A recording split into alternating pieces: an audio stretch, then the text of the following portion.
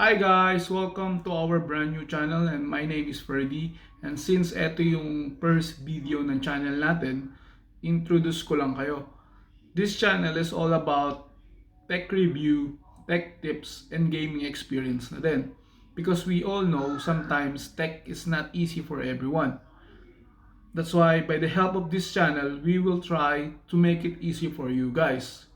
Kaya don't forget to subscribe because alam ko marami kayong matututunan sa mga content na gagawin natin. And also para maging update kayo sa mga bagong videos na i-upload natin. And so for today's topic, I will gonna show you how you can use your phone as a webcam. So let's start.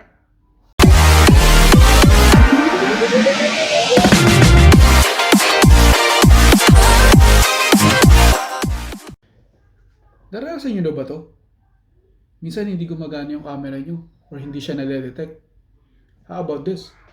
Ganito rin ba ka-bad quality yung camera nyo sa laptop nyo or sa desktop nyo?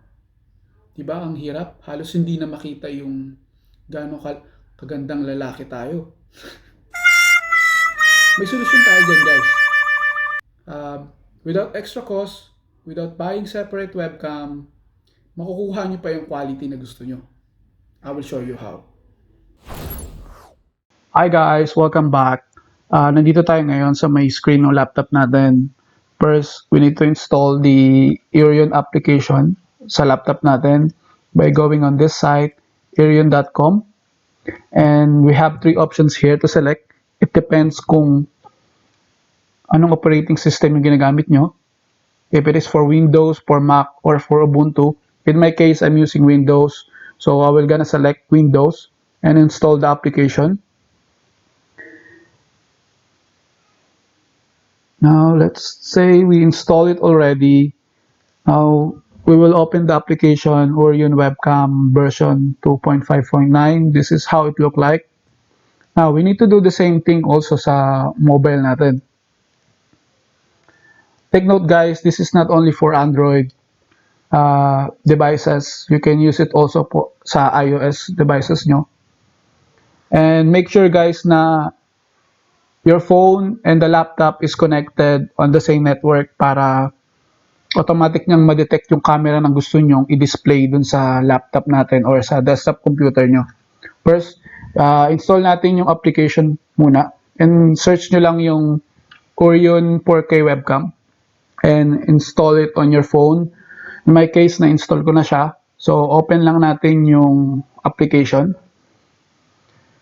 Yon, automatic niya nang na-detect agad yung camera ng phone natin papunta dun sa laptop. Now, ito yung pinaka nagustuhan ko dito sa application na to because it supports up to 4K resolution. Depende sa capability ng mobile nyo. So, pwede nyo siyang i-adjust yung smoothness and quality na gusto nyong i-display doon sa camera nyo.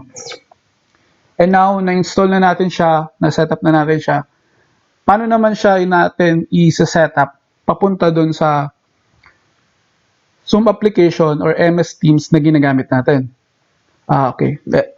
Okay, ipapakita ko sa inyo kung paano siya i-setup. Open lang natin yung Zoom application natin, then go to settings and video category. Yeah, by default, na-detect na siya agad sa akin kasi sinetup ko na siya na ito yung default kong application na gagamitin camera ko. But in your case, maybe yung built-in camera sa laptop nyo or yung external camera yung madedetect dito. So, punta lang kayo dito sa drop-down and select the Iriun Webcam para every time na gagamitin nyo yung Zoom, automatic yung Iriun Webcam yung gagamitin niya or yung camera niya sa phone niya yung gagamitin niya. And sa MS Teams naman, ganun din yung process niya. Punta lang kayo sa settings. And then, punta tayo sa devices section. Then scroll down nyo lang dito sa camera category. Yun, naka-select na rin siya agad kasi ito yung default ko. Yun nga, baka sa case nyo, yung built-in camera yung naka-select dito. So, change nyo lang siya, yung drop-down list sa Iriun Webcams para pag ginamit nyo MS Teams, yung camera na to yung hahanapin niya. Yeah. Ayun yung topic natin for today's guys. So, sana nagustuhan nyo and see you next time. Thank you. Bye-bye. Ayun guys, sana nagustuhan niyo yung video natin for today.